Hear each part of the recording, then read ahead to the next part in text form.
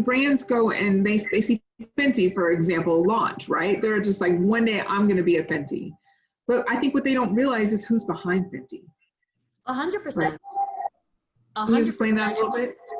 1,000, yeah. And what you learn about these brands is, you know, Rihanna, she's incredible and she's a driving force and she's a face and she's very involved. But at the end of the day, it's a whole team behind the scenes, right? There's a face. Everybody, you have to know when you're building your brand, what role are you playing? What do you got to get honest with it. What are you really good at? And how do you amplify and make sure that you surround yourself, like you were saying, with a team that knows what value they're bringing to the table. Like people always say this, it's so cliche, but the older I'm getting, it's true. It takes a community. It takes a lot of trust. It takes a lot of being honest with yourself about like, listen, I don't know a jack shit fruit basket about digital, but let me find someone who does, and let me make it worth their time. And let me ask all the questions. Let me be honest. Let me be truthful. And when you come with the hunger, but the humility, but I still feel, I know there's a customer to be served. Anybody wants to help. You know what I mean? But I don't know how else to say what I'm trying to articulate. But I'll always say that it's that language piece. It's like when you go to college and they're talking about worlds that you didn't know, you play a lot of catch up. You're like, holy shit, what the fuck, what did he say? Oh, sorry, my French. No, you're good. And I gotta go Google, you know, Google is your best friend. You Google, you go to the store. I tell my brand owner 2 things. Google, if someone says something and you don't understand, you follow up and say, you know, can you clarify that statement? And you use language to, you know, sound like you're invested and interested. Like, wow, that statement kind of like passed over my head. Can you just quickly articulate what you meant? Like that language piece is a big part of it. But it's so hard to figure it out. I just want to add to piggyback on what you're saying. I definitely think that it's important to have a team. That's very key. And that's like for Shedavi, how we've grown so fast is being able to have a team and have systems in place. I am a person that it's about adding value. And that's what I want other brands to understand too, is that I will pay you if you add value to the brand. If you take something off my plate, if you add value to the brand, it's something that's needed, that's not being addressed by us now, and that you are an expert, there is nothing wrong with adding somebody to your team to help you out, especially someone. I always tell brands to focus on revenue producing activities initially. And if there's someone that can come to your aid and help you with your brand that can help produce revenue, then that's great. Identify that person and bring them on board so that you can start increasing your revenue. And in turn, that will help you have the funding to, if your goal is to be in big box stores or whatever your goal is, if it's to be an online channel, but you have to have more product and manufacturing to sell these products, then, and have them ready for your customers, that's going to cost money. That's capital. So how do you do that? By focusing on your revenue producing activities. When you're a smaller brand, start there. That's my recommendation.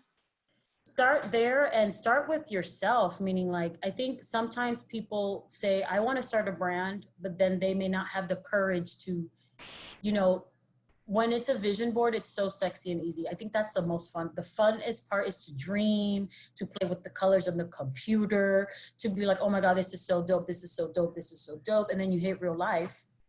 Yeah. Ooh, that's fine. That's like $5,000. Okay, that's a $5,000 design. We're not there yet. Let's bring it down to like a $500 design. And you know, then the money starts coming to be a reality. And then, you know, like becoming invested, right? You have to be invested in your brand. Keep the North Star, because it's a process, but you don't go 0 to 100 overnight. And then you don't go 0 to 100 without being 100 with yourself and everybody around you. Because 9 times out of 10, what you thought you were going to do is exactly not what actually happens. If I tell my story, right? I tell people in your life, all the things that you planned, did it happen? People be like, no. I'm like, so why did you think it would be the same for business? You have to be flexible. You have to be agile. You have to be in it. When things are tough, you got to know your people to call who actually have nothing to do with your company. To be like, listen, girl, today I'm on one this week. people who are not, you know, sometimes you need people who are not thinking about it because you're thinking about it. And you're like, ugh, you need that girlfriend that takes you to the movies and all she cares about is getting her nails done. Girl, take me to get my nails done, you know? So it's like, you again, back to that idea of that board of life of advisors and understanding what role and what value you bring. But like, it's hard to explain, but like value to me is equation of like the art and the science. The value is the art of like the storytelling, the ingredients, like you feeling that customer need. And then there's the science of how you're going to get from point A to point B and how much is it going to cost efficiently. You need both. Mm-hmm. You know, you can have all the passion in the world and you got no money. You just have all the passion in the world. You can have all the money in the world, but you don't have a point of view. You have all the money in the world with no point of view. You know, you kind of need both.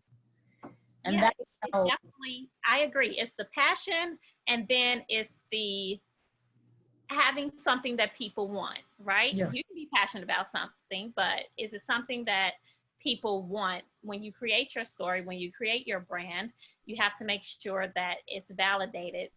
Even if it's just a panel of friends and family that you know will tell you the truth, is it something that people will want? And that's where you start. And I actually was on a call with someone earlier today. You have to figure out a way of a minimal viable concept. You know, brands have made, oh, I know someone wants it and I'm going to invest 10,000 units. And I'm like, I commend you for your bravery of truly believing in your product. But let me tell you how other people do it. They just get to the sample stage, you sell it, and then you figure it out once it's a yes. You know what I mean? It's like, it's like the salesman of like, you know, you get it to a point where you believe in it and you have perfected it. You pitch, you get the yes, and then you go into production, not the other way around. These production costs, you look at them and they're scary. These pennies, they add up. 2 cents, and then you find yourself nickel and dime 2 cents, 3 cents. Actually matter, make a difference, right? Especially in this COVID environment with, you know, if you're manufacturing raw materials or getting sourcing from China, wherever it may be. But it's like not being afraid to nickel and dime and not feel like you're nickel and dime. Like this is a business, you know, not being afraid to stand up to yourself, not being afraid to ask questions. You actually have to be so fearless and so curious. You're like, did I get that right? Did I understand it right? You always have to have that continuous pursuit of asking the questions that you will never find on the application. You will never find them on the legal agreements. If a question came out in your brain, honor it and ask it. It happens for a reason. Do you know what I mean? Sorry, I'm not trying to go off. It's just, I want everybody to win. The things that they don't tell you, you know, like the real things. That's a delicious conversation. Yeah, they're real things. No, they're real things. I love this conversation because I think that as Black brand builders, right? I consider myself a beauty brand. I have this conversation a lot with people, and I feel like they don't necessarily understand that it's a bonus here. And I don't think we talk about that enough. I just don't think we talk about that enough. So switching gears a little bit, I'd love to talk more about shelf space, right? Because this whole conversation is about what can we do to improve the Black beauty entrepreneurship. So let's talk about non-Black owned shelf space. How in addition to, you know, the support, how can retailers help us? I think this is a tricky thing because, you know, we have to kind of be honest that in the past, the idea of multicultural whatever was just kind of like an afterthought. It's like a cute little section, let's have it. You know, there are only like 4 players in the space. They've been around for a long time. God bless them for getting to market faster or earlier in their earlier iterations, right? But people treated it as like a extra thing to do because, you know, it looks, I think we need it, but I commend retailers like the Targets of the world. You know, social media has changed the game where people are realizing, wait, we need growth opportunities, and it's actually this segment. Or there are organizations like Nielsen, who's been able to really dig deeper in understanding these multicultural customers, right? Latina customers back. And then when you start reading the data, and 9 times out of 10, you're educating the buyer. I cannot tell you how many times I've been in these, on the other side of the table, I'll give you an example with this brand with Walmart. They're like, honestly, we know the Latina customer comes to us, but we have no idea what moves her and who she is. But you look like you know, let's do it. You know, like they will, if you actually humble yourself in a way where you're like, let's make this work for us, they will tell you, we have no idea, but you seem more certain than me, so let's look at these numbers. Honest to God, I know it sounds like unprofessional, like on the low, but I've had these conversations. They're like, educate us. We don't know. The difference is they're now actually open, right? Because the Targets have taken a stand. And now if you go to Target in New York, they have a whole multicultural hair care section. So it's like things are shifting in the conversation. But in terms of shelf space, I think in the beginning, it was a little hard because it just was. And the brands that were Black were really brands made by non-Black people, marketing to Black people, part of a distribution network, right? So it's like when you start to, again, learn the business of, you have to be a student of your craft, and you go down the rabbit hole in understanding how things are done.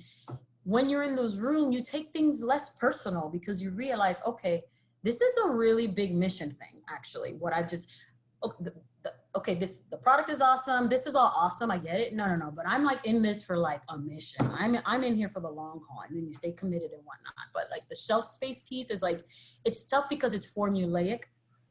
But I think especially now with everything that's happened and people realizing the value and the dollar spend, people are a lot more open. And then there's a chicken and the end story, right? You have to partner with your essence, with your people in Españols. You have to get the editorial community to rave about you. You got to get your customers and your digital experience. Buyers look at your website. You can have a bomb product. I got to be 100, guys. But if your photography, there's a disconnect, they don't even go past the click. Understand what I'm saying? So it's the presentation of your digital experience. It's like your resume. If you have a typo on your LinkedIn, people look at you sideways. There's some biases that are just inherently what they are. You don't get mad, you just learn the game. You understand? So especially, so I think us as brands of color, if our presentation, our website is our copy, our models, our imagery, our pitch decks, when all of that is in order and then they get your sample, I mean, then that's just like the holy trifecta grail, right? Because you've learned how to not sell to your customer, but how to position your brand within their matrix, because you have to fit within their world as well. It's the balance. Okay. Yeah. That's good. Oh, go ahead. No, go ahead. Can I say something? I totally agree with what you're saying, because like for me, for Shedavi, when I first started my product, I wanted it to be completely professional. So I invested a fair amount of money having nice bottles from day one, having nice imagery from day one. But I will say that it's even improved more as I go along. Of course, things have improved even further. And I just think it's important that for you to do that and your presentation to be pristine, because for me, I've noticed that opportunities will pursue you when you put it out there that you're confident in your product, when your product has great appearance, when you have that great social proof. Opportunities will pursue you. Buyers will contact you.